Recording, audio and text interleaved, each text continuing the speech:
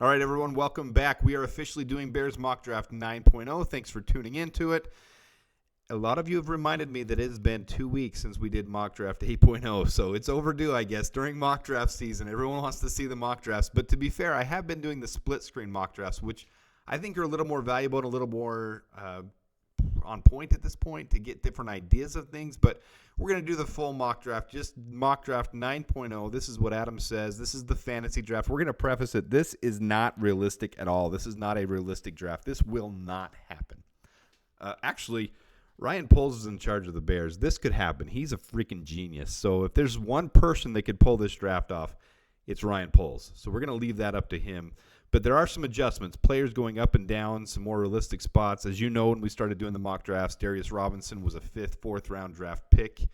That's not realistic anymore. All of a sudden, his draft stock has skyrocketed. In fact, one of the most viewed videos I have is Darius Robinson video I made 3 months ago. When I first started doing this, and I had no clue what I was doing, because he's someone I saw a lot of value in, and now all of a sudden he is rising boards. You know, you see that with different players this time of year, and you're going to see that as we go through the Senior Bowl, as we go into the Combine, as we go into interviews. You're going to see different players getting notoriety, and you're going to see some rise and some fall, but nobody knows until the draft happens. Nobody matters except those GMs and those scouts that are in charge of making these picks come April 25th. So nobody knows. So this is fun. This one's going to focus around that man right there on the right, who is the true generational talent in this year's draft. That is the true generational talent, unlike, well, we're not going to go there. Because, hey, I'm gonna point something straight, guys. I don't think Caleb Williams is a bust. I'm going to say that. I don't think he's a bust. I don't think he's as good as Justin Fields. That's my true opinion. And I don't think he's the right fit for the Bears right now. I don't think the Bears are in a position to take a risk on a quarterback when you have a golden goose right now that's improving every year. So we've made that clear already.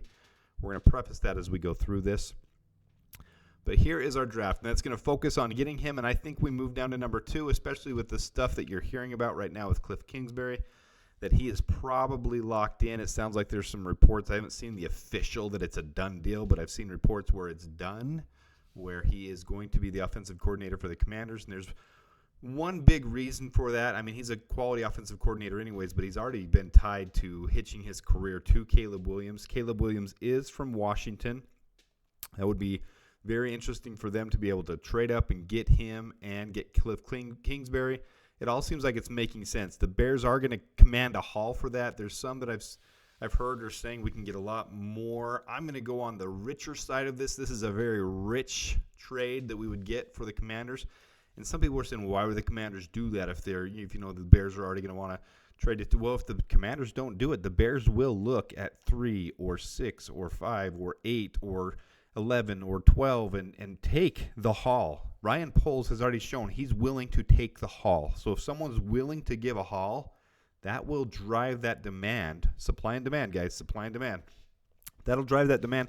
The Commanders will know, hey, we need to sweeten this pot.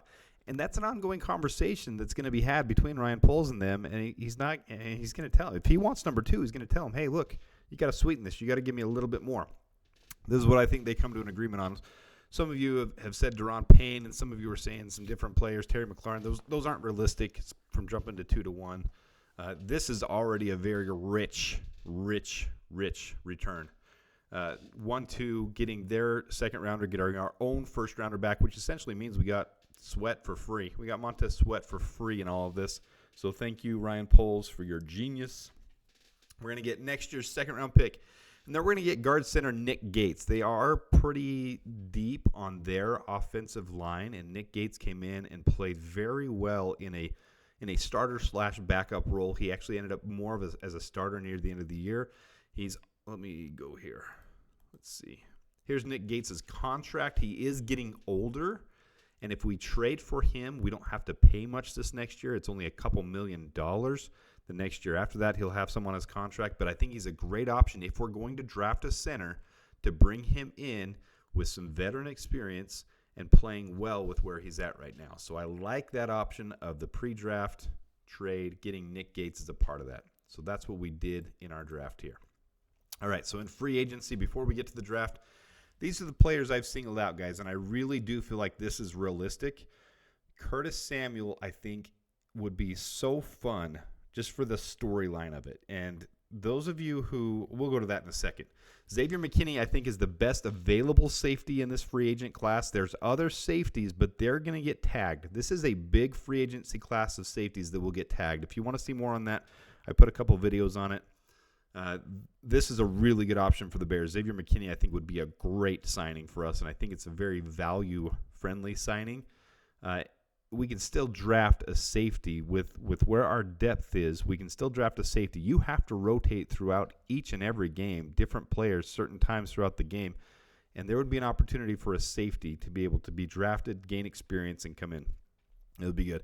Derrick Henry, watch my running back video if you want to see my take on him. He's getting older, but he is one of those old school running backs that I don't think is going to lose a step for the next couple of years. So I would love to see the Bears go sign him for $4.5 million a year, which is what the, I guess, anticipated or the, how they gauge things. That's kind of what they're gauging right now from multiple sources. Is going to be around that $4 to $5 million range. So if we can snag him on a 2-year deal at $4.5 million, where the Bears salary cap situation is right now, I think that's awesome. Maurice Hurst is a continually injured player that is extremely high upside. So this is a gamble draft or gamble free agency take.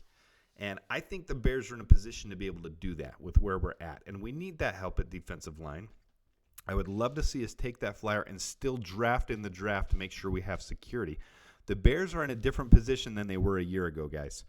We're in a position where we're not just trying to find these undrafted free agents and we're trying to find little scraps and pieces to put together to assemble a JV team. The Bears are now in a position where we're building depth. And that's the big difference between this year and last year is we're building depth. So I like with where this team is headed.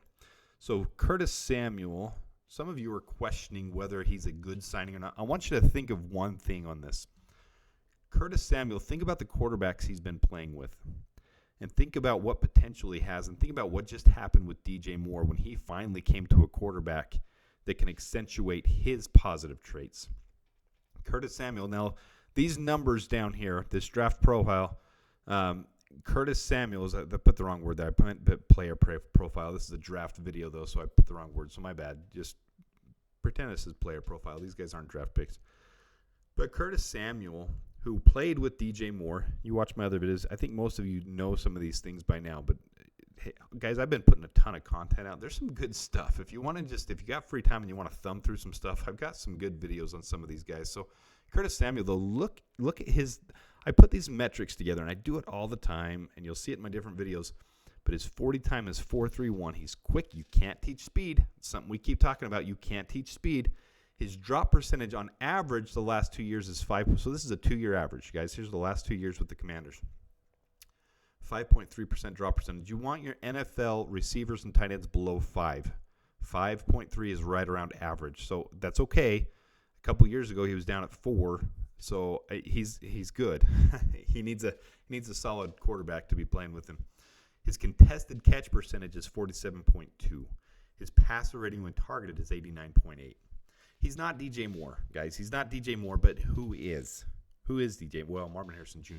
Yes. But, all right, so I digress. But Curtis Samuel, to me, would be an awesome signing. I would absolutely love to have Curtis Samuel on this team.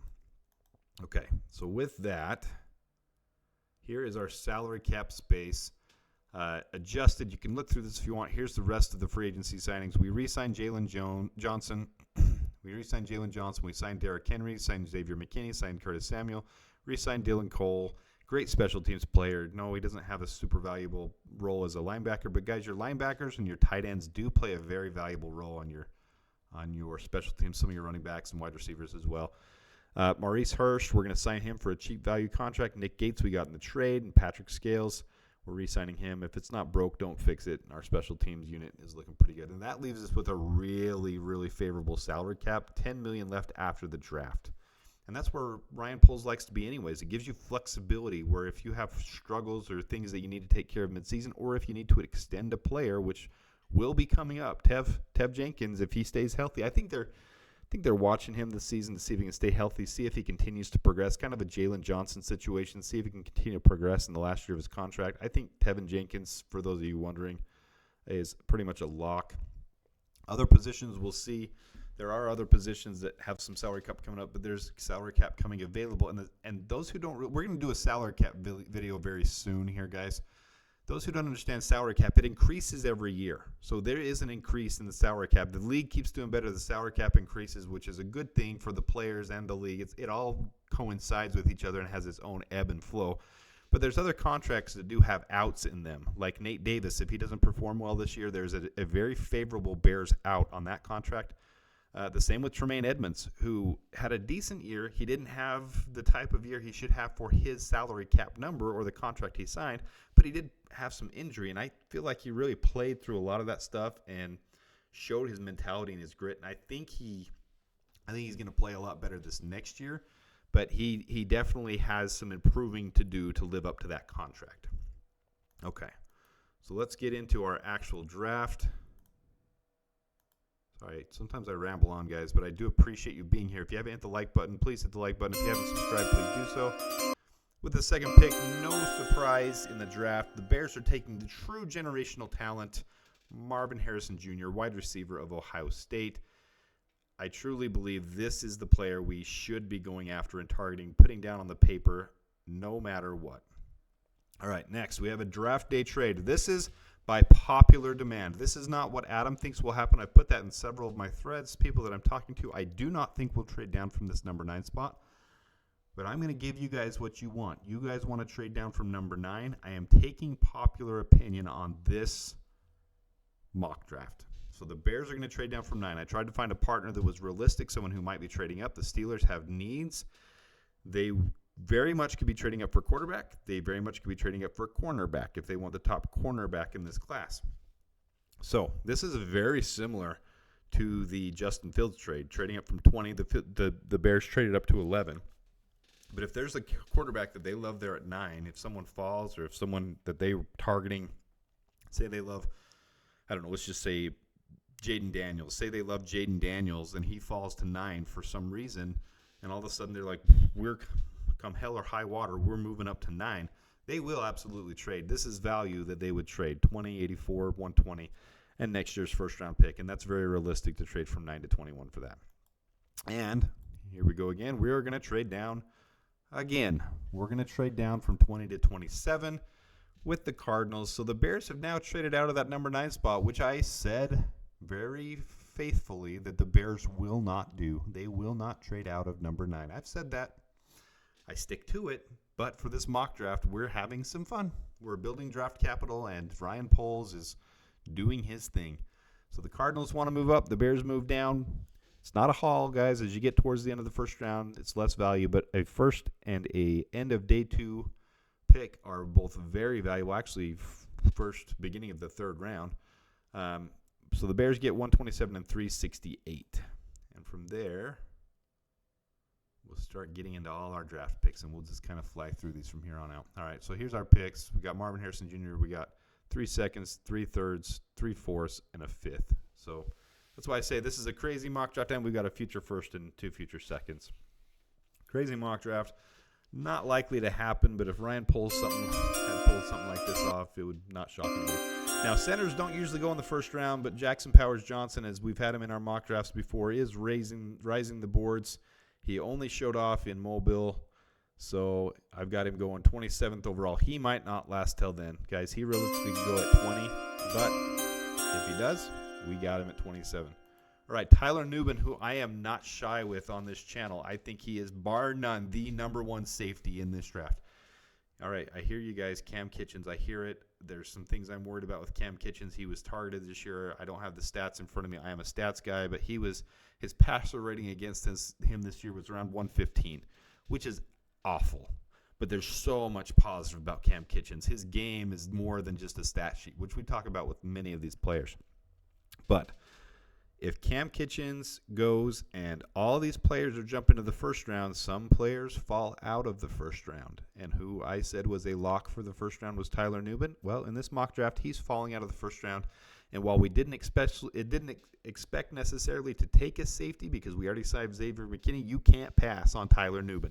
So Tyler Nubin is our pick at the beginning of the second round, pick we got from Washington. We're taking Tyler Nubin. We're running to the bank.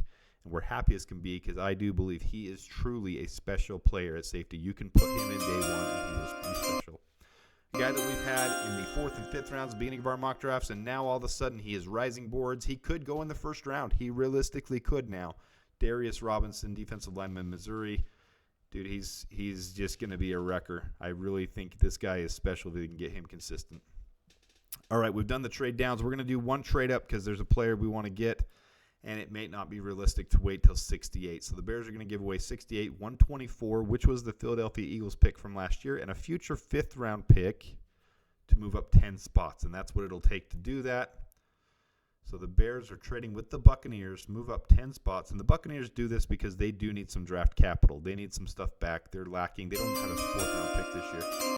And we're going to get Patrick Paul to come in and compete. Now, Patrick Paul could very easily go higher than this too, but like I said, if players are going higher, if players are moving up, some players are moving down.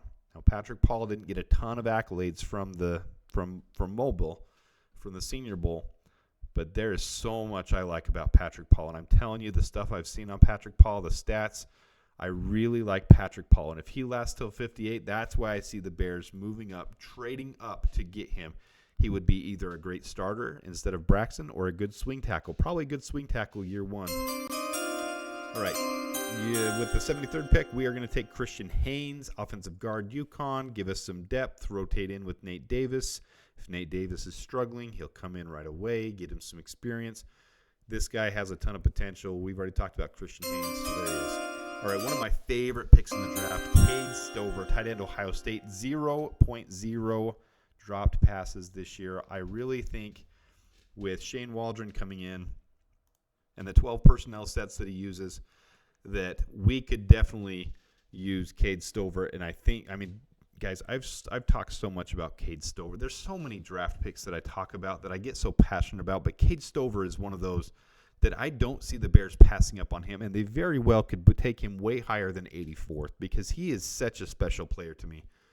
I really, you pick my 5 players on a handful that I want the Bears to target, and Cade Stover is one of them. And this is a crazy take. Don't take it with a grain of salt, what I'm going to say. I would rather have the Bears take Cade Stover than Brock Bowers.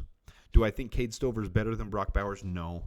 I'm saying from the value of where Cade Stover is going to be at, from where Brock Bowers would have to be taken at, I would 10 times out of 10 take Brock Bowers in the 3rd round. Or I'm sorry, Cade Stover in the 3rd round than Brock Bowers in the 1st round. 100%. And I really think Brock Bowers is going to be a special player. He's got good size. He's quick. He has great hands. He runs great routes. I mean, the things you watch on tape, he really is a special player. Watch a little bit of tape on him, and he makes those catches in the middle of the field. He's one of those tight ends.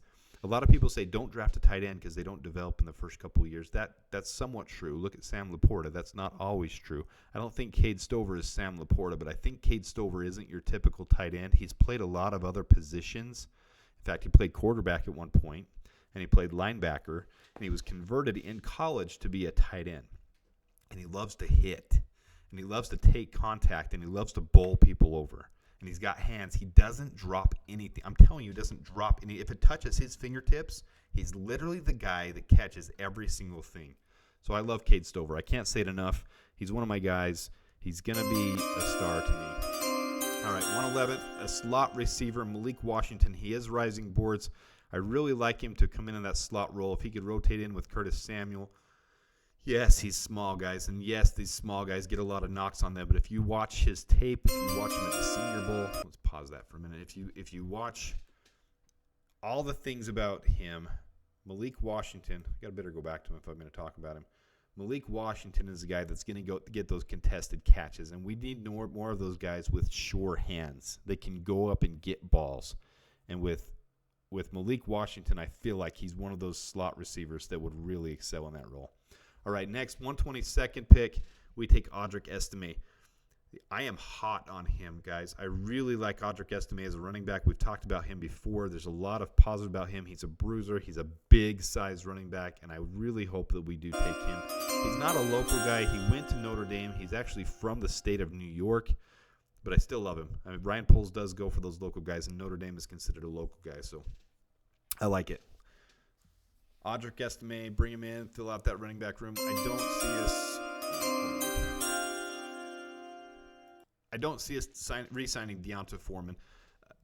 A lot of people have asked about that. I need to have a clearer place where I have all my thoughts together.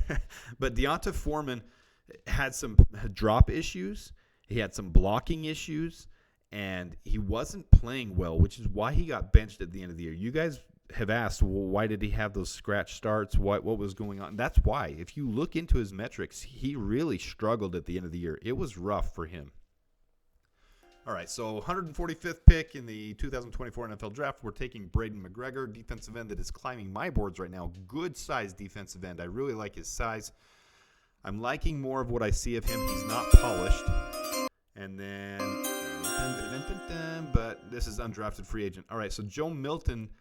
Guys, I've been talking about Joe Milton forever, and I want to make it very clear. I don't think Joe Milton is NFL ready.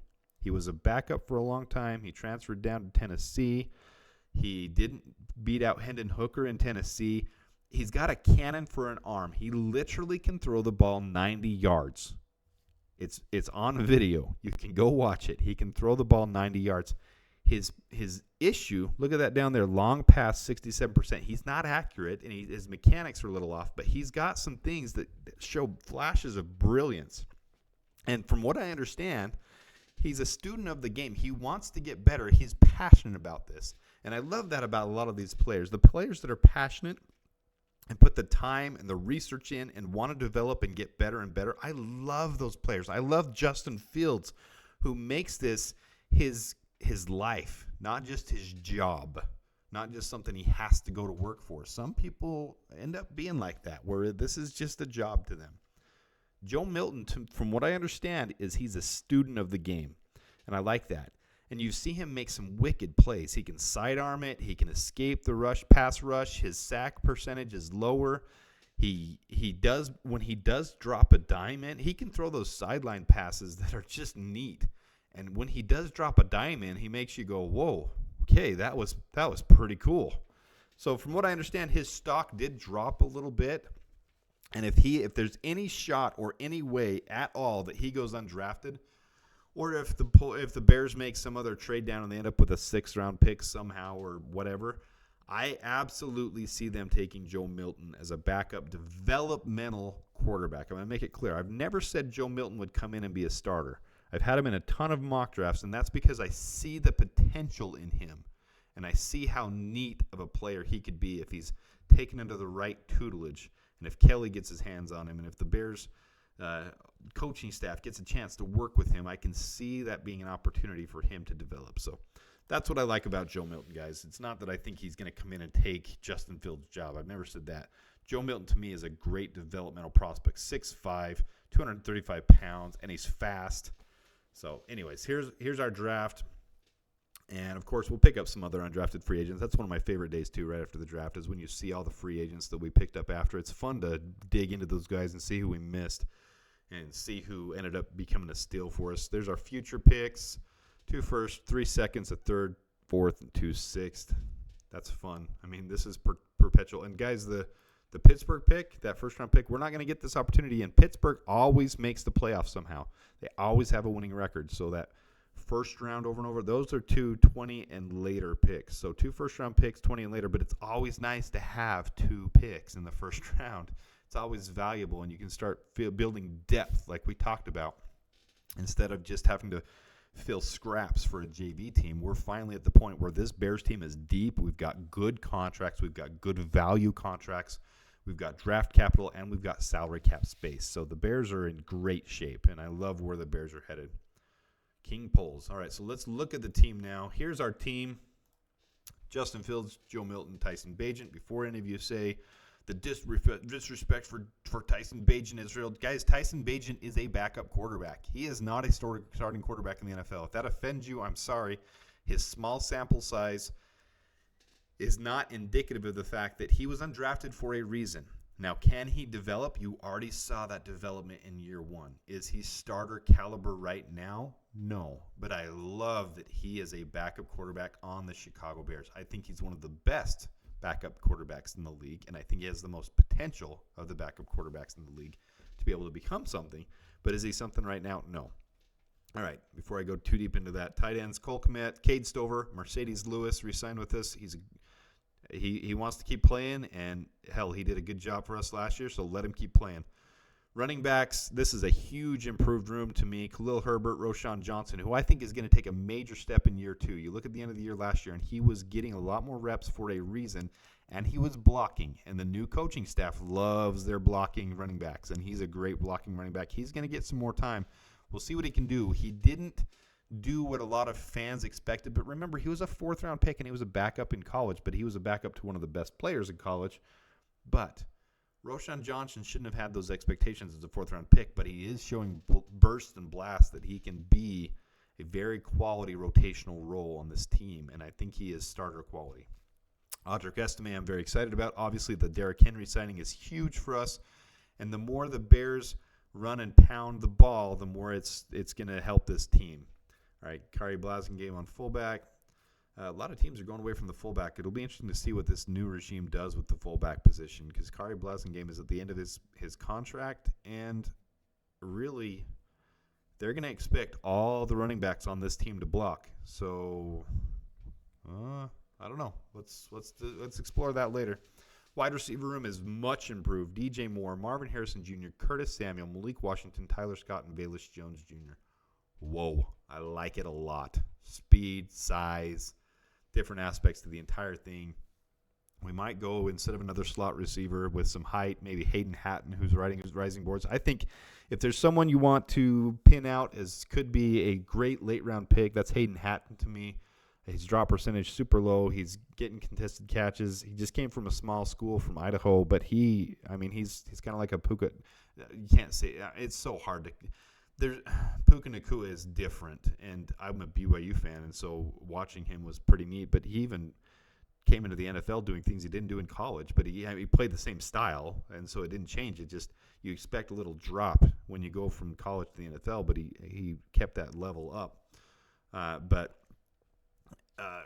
could Hayden Hatton be a quality late-round NFL prospect? Yeah, that's what I'm saying. I'm not saying he's going to do what Puka did, because that's pretty freaking hard to do. But here's where I'm excited about the offensive line. Jackson Powers-Johnson at center. Nick Gates coming in and giving him some experience and having a depth piece there, so we don't have to have Lucas Patrick or the other Cody Whitehair, the other players that we've had at center that just aren't quality. Nick Gates was better than both of them last year, guys.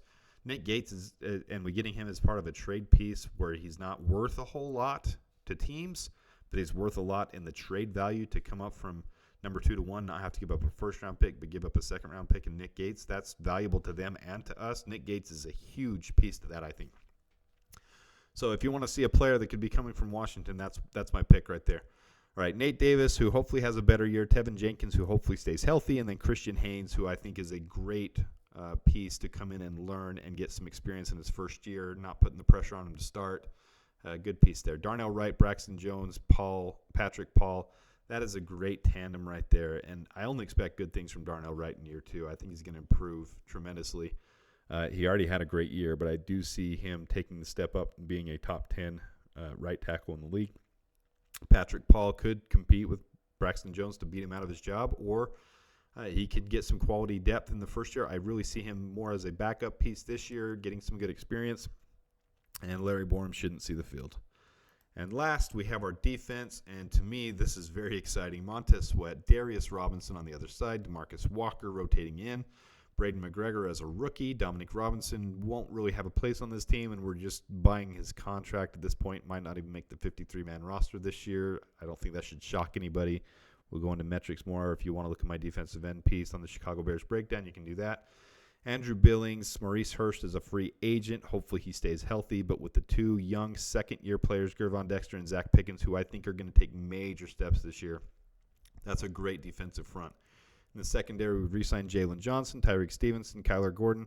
Terrell Smith is a quality cornerback, backup Elijah Hicks. Then we've signed in free agency Xavier McKinney with Tyler Nubin coming in to rotate in with him, and Jaquan Brisker. Wow. I mean, that's a feared secondary. Linebackers, Tremaine Edmonds, TJ, nothing changed there.